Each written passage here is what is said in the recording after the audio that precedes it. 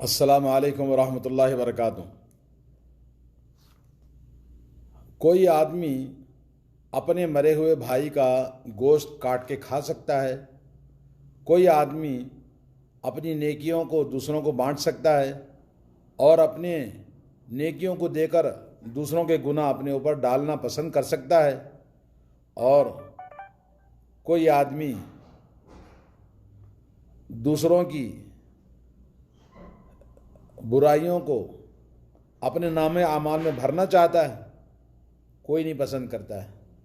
تو آئیے اس سلسلے میں ہمیں نبی کریم صلی اللہ علیہ وسلم نے جو ارشاد فرمایا آپ کے سامنے پیش کرتا ہوں۔ حضرت ابو ہریرہ رضی اللہ تعالیٰ عنہ سے حدیث ہے، رسول اللہ صلی اللہ علیہ وسلم نے فرمایا، اتدرون ما الغیبہ، کہا کہ جانتے ہو غیبت کیا چیز ہے؟ قالوا اللہ ورسولہ اعلم، کہا اللہ اور اس کے رسول بہتر جانتے ہیں۔ آپ نے فرمایا، ذکرک اخاک بما یکرہ، اپنے بھائی کا ذکر کرنا ایسی باتوں سے جس کو وہ ناپسند کرتا ہے۔ قیل افرأیت ان کان فی اخی، آپ یہ بتائیے کہ اگر وہ ہمارے بھائی کے اندر وہ برائی ہے، اگر ہم اس کو بیان کرتے تو کیا اس میں خرابی ہے؟ تو کہا، ان کان فیہ ما تقول فقد اغتبت، اگر تیرے بھائی میں جو برائی ہے اگر تم اس برائی کو بیان کرو گے تو وہ غیبت ہو جائے گی، اور اگر تمہارے بھائی میں وہ برائی نہیں ہے مگر تم نے ایکسٹرا لگا کر اس کو بیان کیا، فقط بہتہ، تو تم نے اس پر بہتان تراشی کیا۔ یہ حدیث صحیح مسلم کے اندر آئی ہے۔ اور اسی طرح سے حضرت عبداللہ بن عباس رضی اللہ تعالیٰ عنہ فرماتے ہیں، رسول اللہ صلی اللہ علیہ وسلم مر النبی صلی اللہ علیہ وسلم بقبرین، نبی کریم صلی اللہ علیہ وسلم دو قبروں کے پاس سے گزرے اور فرمایا، انہما لیعذبان، وہ دونوں قبروں کے اندر عذاب دیا جا رہا ہے، وما یعذبان فی کبیر، وہ دونوں قبر کے عذاب کوئی بڑی چیز کی وجہ سے نہیں، معمولی سی چیز ہے۔ ان دونوں میں سے ایک پیشاب کے چھینٹوں سے بچتا نہیں تھا، اور دوسرا فکان یمشی بالنمیمہ، لوگوں کی لگائی بجھائی کا کام کرتا تھا، غیبتیں کرتا تھا، لوگوں کی برائیاں کرتا تھا۔ ثم اخذ جریدۃ رطبۃ، پھر آپ نے کھجور کے درخت کی ایک چھڑی لیا، یعنی درخت کے پتا، کھجور کے درخت کا ایک پتا لیا، چھڑی لیا، اور اس کے بعد میں ان دونوں قبروں کو آدھا آدھا کر کے لگا دیا، اور فرمایا کہ یہ چھڑی جب تک سوکھے گی نہیں، ان کے عذاب میں اللہ تعالیٰ تخفیف فرمائے گا۔ تو یہ حدیث جیسا کہ آپ نے سنا صحیح بخاری صحیح مسلم کے اندر ہے۔ تو دوستو، اس حدیث سے ہمیں کیا پتہ چلا؟ اس حدیث سے ہمیں جو پتہ چلتا ہے کہ ایک تو اللہ کے نبی صلی اللہ علیہ وسلم نے ان دونوں کے قبروں میں عذاب، اور پھر دونوں کی قبروں کے عذاب کا جو سبب بتایا ہے، ایک کہ وہ پیشاب سے احتیاط نہ کرنا، اور ظاہر بات ہے پیشاب کرتا ہے آدمی تو چھینٹے اڑتے ہیں، اور دوسرا وہ دوسروں کی برائی کرنا، جو کہ آج کل آسمانی بلا، دنیاوی آزمائش، زندگی کے مصیبتیں، آزمائشیں بہت زیادہ ہو گئی ہیں، لیکن انسان اپنی زبان سے باز نہیں آتا ہے۔ انسان کے جسم میں سب سے چھوٹی چیز ہے زبان، اور نبی علیہ الصلوۃ والسلام نے فرمایا، یہی زبان ہے جو سب سے زیادہ انسان کو جہنم میں لے جاتی ہے۔ تو اس چھوٹی زبان پر لگام لگانا ہے، اور یہ اللہ کے نبی صلی اللہ علیہ وسلم نے فرمایا کہ غیبت کرنا وہ ہے کہ اپنے بھائی کے اندر وہ برائی موجود ہے، مگر اس کا ذکر کرنا، اگر وہ سنے گا تو ناراض ہو جائے گا۔ جیسے ہم نے کہا لنگڑے کو لنگڑا بولا، تو لوگوں کے درمیان میں اس کو اگر ہم نے لنگڑا کہا تو ظاہر بات ہے وہ ناراض ہو جائے گا، یار میں اللہ تعالیٰ نے مجھے لنگڑا بنایا تو مجھے آپ میری مذاق کر رہے ہو۔ کوئی آدمی موٹا ہے تو بولے ابھی موٹا آدمی، تو موٹے کا مذاق اڑایا آپ نے، تو جو چیز موجود ہے اسی کو کہنے پر غیبت کہا ہے۔ غیبت یہ نہیں کہ جو چیز نہیں ہے اگر اس کو آپ نے بولا تو وہ کیا ہو جائے گا؟ بہتان تراشی ہو جائے گی، اس سے بڑا گناہ ہو جائے گا۔ تو یہ دو حدیثیں جو آپ کے سامنے بیان کی ہیں، ان حدیثوں سے کیا معلوم ہوا؟ پہلی بات، غیبت کرنا اور پیشاب کے چھینٹوں سے نہ بچنا، یہ دونوں کبیرہ گناہ ہیں، سب سے بڑے گناہوں میں سے شمار ہوتے ہیں۔ قرآن کریم میں اللہ رب العالمین نے فرمایا وَلَا يَغْتَبْ بَعْضُكُمْ بَعْضًا أَيُحِبُّ أَحَدُكُمْ أَن يَأْكُلَ لَحْمَ أَخِيهِ مَيْتًا فَكَرِهْتُمُوهُ، تم میں سے بعض کی غیبت نہ کرے۔ کیا تم یہ چاہتے ہو کہ اپنے بھائی کا مرے ہوئے انسان کا گوشت کاٹ کے کھاؤ؟ لا حول ولا قوت الا باللہ۔ فَكَرِهْتُمُوهُ، اللہ نے خود فرمایا کہ تم تو اس کو ناپسند کرتے ہو۔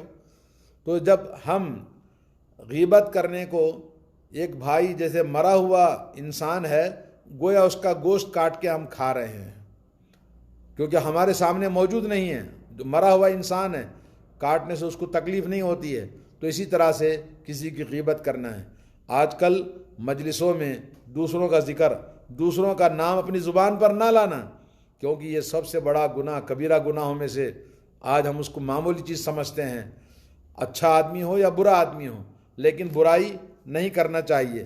اور اسی طرح سے نمبر 2، اس غیبت کو اور پیشاب کے چھینٹوں سے بچنے میں اور دوسروں کی لگائی بجائی کرنے میں کبیرہ گناہوں کا ایک بہت بڑا سبب بتایا۔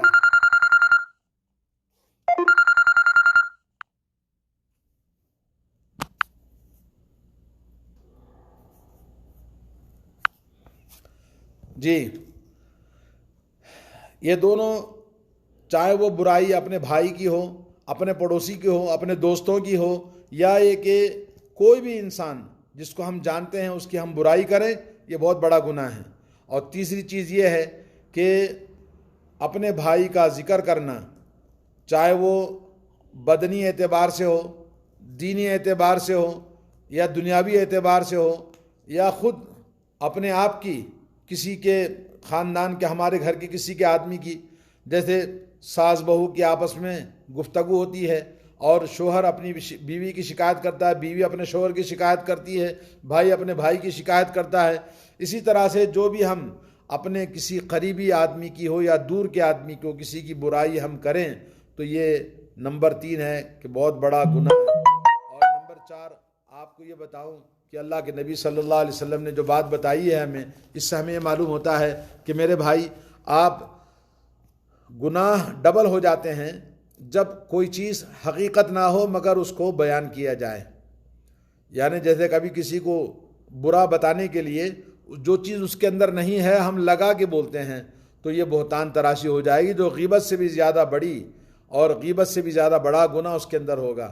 اور نمبر 5 یہ ہے کہ سب سے بڑا فساد اور سب سے بڑی آفت اور سب سے بڑی مصیبت یہ ہے کہ اس طرح کی غیبتیں کرنے، برائیاں کرنے سے معاشرے میں وہ انسان چھوٹا اور حقیر ہو جاتا ہے اور اس کے تعلقات میں خرابی پیدا ہو جاتی ہے۔ جب انسان کو پتہ چلتا ہے کہ یہ برائی کرتا ہے دوسروں کی، تو جس کی برائی کی ہے اس سے رشتہ ناتے ہمارے ٹوٹ جاتے ہیں اور لوگ پسند نہیں کرتے ایسے انسان کو۔ ابتدا میں ممکن ہے ہمارے تعلقات ہوں، مگر یہ برائی کرنے کی وجہ سے ہم ان کے رشتے دوستیوں کو کھو دیتے ہیں۔ تو ہمیں چاہیے کہ ہم اپنی زبانوں پر لگام لگائیں۔ حضرت معاذ رضی اللہ تعالیٰ عنہ کی حدیث ہے کہ اسی زبان کی وجہ سے سب سے زیادہ لوگ جہنم میں جاتے ہیں۔ اللہ کے نبی نے زبان پکڑ کر بتایا کہ اس زبان کو روک لو۔ اور کبیرہ گناہوں میں سے سب سے بڑا گناہ یہی ہے کہ اپنی زبان کو ہم روک لیں۔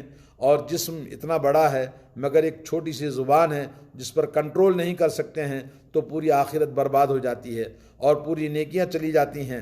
اور اس حدیث کے اندر ایک اور بات ہے کہ اللہ کے نبی صلی اللہ علیہ وسلم کی ایک اور حدیث ہے کہ عامت و عذاب القبر، عذاب قبر کے عام جو اسباب ہیں ان میں سے پیشاب کے چھینٹوں سے نہ بچنا ہے، کہ آدمی جب پیشاب کرے تو بہت احتیاط کے ساتھ میں اور اچھی طرح سے پیشاب کو صاف کرے اور پیشاب کو اچھی طرح سے دھوئے۔ اور یہ کہ بعض وقت پیشاب کھڑے ہونے کے بعد میں خطرے گرتے ہیں، ان کا احتیاط کرنا چاہیے، اچھی طرح سے پیشاب کو صاف کر کے پیشاب نکال کر اچھی طرح سے پھر پیشاب کو دھوئیں، اور اس کے بعد طہارت کا خیال رکھیں. اور طہارت میں غفلت کرنے کی وجہ سے یہ عذاب قبر کا سبب بنتا ہے، جیسا کہ آپ نے سنا. اور اسی طرح سے آدمی کو چاہیے کہ اس میں دو طہارت ہے. ایک طہارت معنوی کے معنی ہے کہ آدمی اپنے ایمان، اپنی روحانی طہارت کا خیال رکھے، اور دوسرا حصی طہارت، جیسے پیشاب ہے جی یہ حصی طہارت ہے تو دھونا، طہارت کا خیال رکھنا ہے. تو اس طرح سے کسی بھی انسان کے لیے جائز نہیں ہے کہ اس طرح کے کبیرہ گناہوں کو اپنے آپ کو ملوث کریں. جبکہ خاص طور پر آج کل جو آسمانی بلا اور مصیبتیں دنیا کے اندر بہت زیادہ ہیں، ہر طرف مہاماری ہے، مصیبتیں ہیں، آزمائشیں ہیں، بلائیں ہیں، تو ہمیں چاہیے کہ اللہ سے ڈریں. ہاں البتہ علماء کرام نے کہا کہ اگر ہم کسی کی اصلاح کے لیے کسی کی ہم برائی کرتے ہیں، جیسے کسی خاص اصلاح کا مقصد ہو، یا یہ کہ جیسے اپنی اولاد ہے یا اس کی اصلاح کے لیے قاضی کے پاس یا کسی مولانا کے پاس، یا کوئی آدمی آپ سے مشورہ کرتا ہے کہ بھئی فلاں سے ہم اپنی بیٹی کا رشتہ دینا چاہتے ہیں، وہ آدمی کیسا ہے؟ تو آپ کہہ سکتے ہیں جی وہ آدمی تو بڑا خراب ہے، اجی وہ تو جو بھی مشورہ کریں گے. تو اصلاحی مقصد ہو تو ٹھیک ہے، لیکن کسی کو نیچا دکھانے کے لیے، کسی کو لوگوں کی نگاہوں میں گرانے کے لیے، کسی کی برائی کے لیے ہم کسی کے بارے میں غلط بات نہ کہیں، اور یہ بہت بڑا گناہ ہے. جیسا کہ آپ نے سنا آج کل معاشرے میں بہت زیادہ اس کا عام چرچا ہوتا جا رہا ہے. اس لیے اپنی زبان کی حفاظت کریں، بہتان تراشی نہ کریں، کسی کی غیبت نہ کریں، اور پیشاب میں اور احتیاط کریں، طہارت کا خیال رکھیں. اور اسی طرح سے ہمیں چاہیے کہ ہم اپنی زندگی کو جیسے پاک صاف رہنا چاہتے ہیں تو اپنے ایمان کو بھی پاک صاف کرنے کے لیے طہارت حسی، طہارت معنوی، دونوں چیزوں کا اس درس میں آپ کو سبق ہے. اللہ تعالی ہم سب کو توفیق عطا فرمائے، اور ہر طرح کی اپنی زبان، اپنے اخلاق، اپنے کردار کا خیال رکھیں. السلام علیکم ورحمۃ اللہ وبرکاتہ.